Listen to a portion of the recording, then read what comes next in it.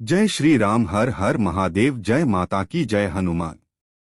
हम आपको इस वीडियो में अच्छे कर्मों का फल कितने दिन बाद मिलता है, बारी एक एक जानकारी प्राप्त करेगी, तो वीडियो को अंत तक देखें, क्योंकि इंसान ही अच्छे और बुरे कर्म करता है, पशु नहीं। इसलिए हम अपने कर्मों का फल अवश्य भुगतना पड़ेगा, चाहे देर हो या सवेर, कर्म सिर्फ हमें भुगतने ही पड़ेंगे।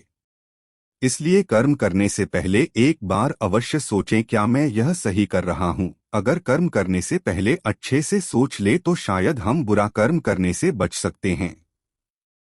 अगर आपने अपने आप को बचा लिया तो सजा से भी बचा लिया। आपने बुरा कर्म कर लिया तो एक न एक दिन भगवान अवश्य सजा देगा। इस जन्म में नहीं, अगले जन्म में ही कर्मों का फल भोगना पड़ता है। श्री कृष्ण जी ने भी गीता में कर्मों को ही सबसे उत्तम बताया है, क्योंकि कर्म हो हमारे भाग्य का निर्माण करते हैं। अगर हम अच्छे कर्म करेंगे तो हमारे साथ अच्छा होगा, अगर हम बुरे कर्म करेंगे तो हमारे साथ बुरा ही होगा। कर्मों का फल। भगवान की न्याय व्यवस्था बहुत ही ज्यादा सुदृढ़ है। कर्म का फल अच्छे कार्य करने वाले को अच्छा और बुरे कर्म करने वाले को बुरा फल अवश्य ही भोगना पड़ेगा। भगवान के देर भले ही हो जाए मगर अंधेर हो ही नहीं सकता। जिसको आप देर समझते हैं वह देर भी नहीं है। यह भी पढ़े, धन और सुख कैसे पाएं। प्रभु ने प्रत्येक कर्म के फलित होने का समय पहले से ही निर्धारित कर रखा है। समय से पहले या पीछे फल की प्राप्ति नहीं होगी। प्रभु की प्रत्येक रचना, प्रत्येक नियम इतना ज्यादा गहरा है कि हर एक प्राणी उसको समझ या जान नहीं सकता।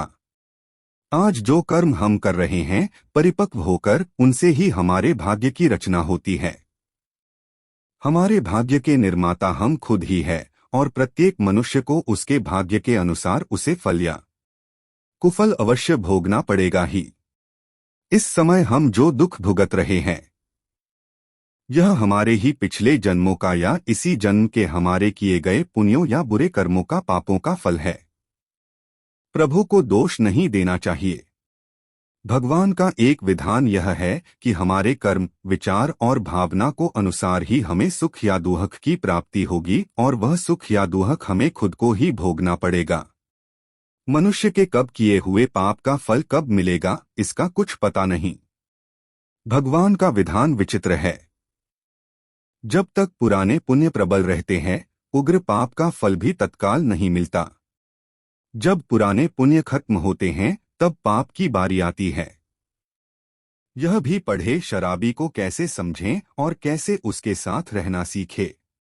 पाप का भोगना पड़ता ही पड़ता है, इस जन्म में भोगना पड़े या जन्मांतर में। इस लोक में जो दंड भोग लिया जाता है उसके थोड़े में ही शुभबुद्धि हो जाती है, नहीं तो परलोक में बड़ा भयंकर दंड भोगना पड़ता है। मगर सत्संग दंड को कम करा सकता है या फिर कुछ प्रसाद के रूप में भी दे सकता है।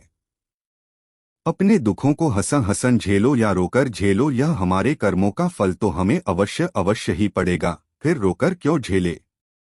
रोने से कष्ट दुगना हो जाता है और हंसते हंसते रहने से आधा हो जाता है। जिस दिन पाप कर्म हो जाए तो अगले दिन उपवास रखो, यह एक उत्तम, यह कर्मभूमि है। कर्म तो करना पड़ेगा, कर्म नहीं करोगे तो पाप चढ़ेगा। जैसा कार्य कर्म होगा वैसा ही फल भी भोगना पड़ेगा। फिर दुष्कर्म क्यों करे। प्रत्येक कर्म प्रभु को याद करके करेंगे तभी अच्छे फल ही भोगेंगे। धन, दौलत, सुयश, खुशियां, सफलताएं, सुखी परिवार, रोना हमारे कर्मों का फल है, और पीड़ा, दुख, बीमारियों, आफत, दुखी परिवार, रोना हमारे ही बुरे कर्मों का फल है। भूतकाल में हमने जो किया था उसका फल हमें अब मिल रहा है। भूतकाल में हम जो भोग चुके हैं या हो सकता है इस जन्म में भोगेंगे। श्री कृष्ण ने समझाया कि भीष्म पितामह सुख दुख से, जय पराजय से परे हैं। वो जानते हैं कि जो होने वाला था यही हुआ। भीष्म ने श्री कृष्ण से कहा, भगवान मैंने ध्यान करके अपने 73वें जन्म तक देखा। मैंने तो कोई कुकर्म नहीं किया, फिर मुझे बाणों की शैया पर क्यों सोना पड़ा। श्री कृष्ण मुस्कुराकर बोले, हे संयम मूर्ति भीष्म, 73वें जन्म के पहले 74वें जन्म तक जब आपको पता चलता कि जब आप किशोर थे तब वन में घूमने गए, वहां पत्ते पर बैठी टिड्डी के शरीर में आपने कांटा चुभोया था, उस कर्म का फल घूमते घूमते अब मिल रहा है। कर्म का फल 6 साल में दुगुना, 12 साल में 4 गुना, 18 साल में 8 गुना, 24 साल में 16 गुना इस प्रकार मिलता है। इसलिए जब आप कर्ता होकर कर्म कर रहे हैं तो सोचे लें कि इसका क्या फल होगा। धृतराष्ट्र ने भी श्री कृष्ण से अपने कर्मों का हिसाब किताब पूछा, मैंने ऐसा क्या कर्म किया कि मुझे अपने सी बेटों की मृत्यु का शोक मिला। मैंने अपने 100 जन्मों तक पीछे देखा है कृष्ण, लेकिन ऐसा कोई कर्म मैंने नहीं किया। श्री कृष्ण ने अपने योग बल से धृतराष्ट्र ने देखा कि ये एक राजा थे और वो स्वादिष्ट व्यंजनों में खोए रहते थे। बिना विचार किए जो सामने आ जाता खा लेते, इनाम भी दिया। एक दिन रसोइये ने हसन के 100 बच्चों का मांस बनाकर एक एक करके राजा को खिला दिया। श्री कृष्ण ने कहा, धृतराष्ट्र जी आप स्वाद में अंधे हो गए, तभी आप इस जन्म में अंधे बने। तुम्हारे पुण्यों के प्रभाव से 100 जन्म तक तो तुम्हें फल नहीं मिला, लेकिन इस जन्म में हंस के 100 बच्चों को खाने का फल तुम्हें मिल गया, तभी तुम्हारे 100 पुत्र मारे गए। सोचो साथ में क्या लाएं और क्या लेकर जाएंगे। मनुष्य को ऐसी कमाई इकट्ठी करनी चाहिए जो इस संसार में भी काम आए और मृत्यु के बाद उसे हम साथ में भी ले जा सके और हमारे ही काम और अगले जन्म में भी हमारे ही काम आ सके। सभी जानते हैं कि हम खाली हाथ नंगे इस संसार में आए और खाली हाथ ही जाना पड़ेगा।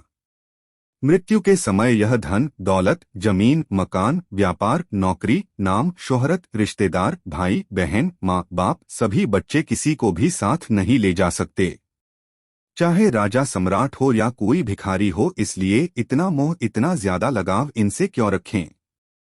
साथ में हमारे जाएंगे सिर्फ हमारे अपने किए हुए अच्छे या बुरे कर्म, कीर्ति या अपकीर्ति, दान धर्म परोपकार दुखियों की सेवा पुण्य जो भी हम इस जन्म में करेंगे यह अवश्य साथ जाएगा और हमारे ही काम आएगा।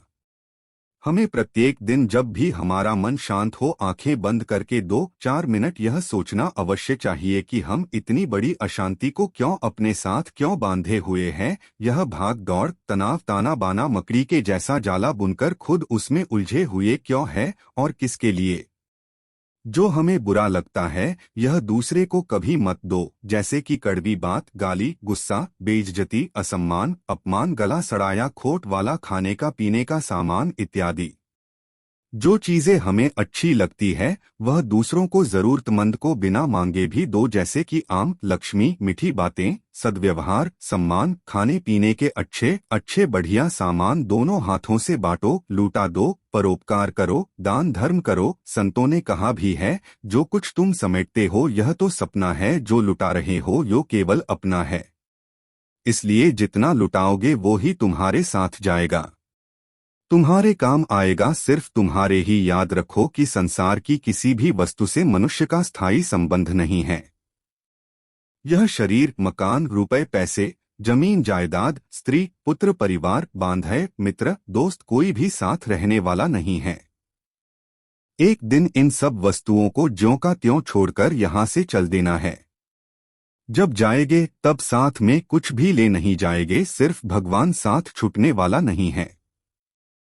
साथ में एक छोटा सा तिल भी नहीं ले जा सकते। आप कितने भी उपाय कर लो सारे उपाय यहीं धरे रह जाएंगे। सिर्फ भगवान नारायण प्रभु की भक्ति दुखियों की सेवा दान पुण्य साथ में अवश्य जाएगा। साथ में जो जाएगा वही तो अपना हुआ, साथ में जो नहीं ले सकते वे सब पराया हुआ। जीते जी उन पराई वस्तुएं से मोह क्यों रखें। आप गंभीरता को जकर विचार करें, साथ में एक तिल भी नहीं ले जाने पाएंगे तो फिर अशांति हाय छीना झपटी क्यों, किसके लिए। भगवान का हुक्म है हर कार्य प्रभु के निमित्त समझकर फल प्रभु पर छोड़ दो, वो कभी बुरा करेंगे ही नहीं, तो सोचो फिर दुहक क्यों करें। दुहक सुख भी एक सोच के कारण ही तो है। दुख को भी सुख मानो, प्रभु सुख ही सुख कर देंगे। यदि मोक्ष की इच्छा है तो विषयों विष के समान दूर से ही त्याग दे और संतोष दया सरलता अमृत के समान नित्य आदरपूर्वक सेवन करे। एक साधु एक गांव में हर रोज भिक्षा मांगने जाता था। जिस घर में भी जाता कोई आटा, दाल या चावल कुछ भी दे देता और वह अपना इस तरह पेट भर लेता था। उसी गांव में एक व्यक्ति उसको हर रोज भिक्षा मांगने पर गोबर डाल देता और यह कहकर डांट देता कि भगवान ने हाथ पैर दे रखे हैं, कुछ काम करके खा ले। वह साधु चुपचाप गोबर लेकर आ जाता और एक तरफ ढेर लगा देता। ऐसे करते करते उस गोबर बहुत बड़ा ढेर बन गया।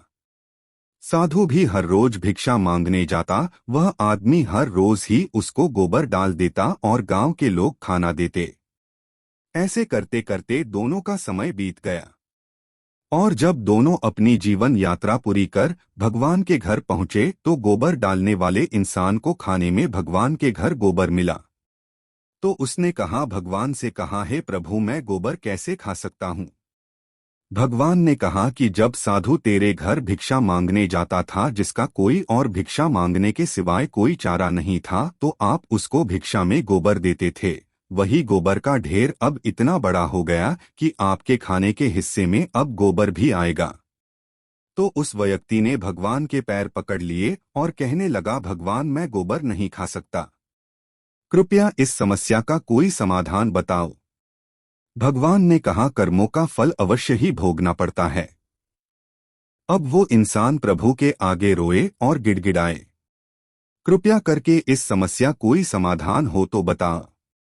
भगवान बोले, इस सारे गोबर को आप हर रोज एक कपड़े में डालकर पानी के साथ धोते रहो, इस प्रकार आपके कर्म कट जाएंगे। ऐसे करते करते उसको गोबर को धोने में कम से कम 1 साल लगा और सबसे लास्ट में गोबर का जो आखिरी अंश भूस और घास के कुछ हिस्सा कपड़े के ऊपर रह गया। तो भगवान बोले, अब आपको ये हिस्सा तो खाना ही पड़ेगा। वह इंसान फिर रोए और कहे कि इसको कैसे खाऊं? प्रभु ने कहा, किसी के बुरे कर्मों को मैं कम कर सकता हूँ पर बिल्कुल खत्म नहीं हो सकता है, इसलिए आपको यह तो खाना ही पड़ेगा। भगवान ने उसे समझाया कि आप गोबर खाने से बच गए, अगर आप उसको ना धोते तो वह सारा गोबर आपको खाना पड़ता। मई कर्म फल का महत्व। इसी प्रकार जब हम जमीन में कोई फल का पौधा लगाते हैं तो उसको उगने में और बड़े होने में समय लगता है और फिर कहीं साल 2 साल बाद बड़ा होता है। फिर उस पर फल लगते हैं, क्योंकि किसी भी कर्म का फल एक दिन में नहीं मिलता, चाहे वह अच्छा हो या बुरा। यह अब आपके ऊपर निर्भर करता है कि आप कर्म कौन सा कर रहे हो। फल मिलने में समय जरूर लगेगा पर मिलेगा जरूर। यही समय और परमात्मा का नियम है कि हमारे द्वारा किए गए हर कर्म का सुख और दुख हमारे कर्मों के ऊपर ही निर्भर करता है। हमें सुख और दुख अपने द्वारा किए गए कर्म का हिसाब किताब चुकता कर रहे हैं। वीडियो देखने के लिए धन्यवाद। ऐसे ही वीडियो देखने के लिए चैनल को सब्सक्राइब करें और वीडियो को लाइक करें। धन्यवाद।